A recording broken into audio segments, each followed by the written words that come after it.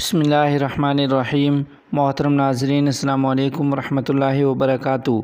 نہایت رنج و غم کے ساتھ آپ کو یہ اطلاع دی جا رہی ہے کہ علوم عقلیہ و نقلیہ پر مہارت رکھنے والے قابل عالم دین شیخ القرآن والحدیث حضرت مولانا قاری احسان الحق صاحب مدرس جامعہ رشیدیہ ٹھنکوئی ثوابی آفشاں منصور ثوابی آج اس دار فانی سے دار بقا کی طرف انتقال فرما گئے ہیں۔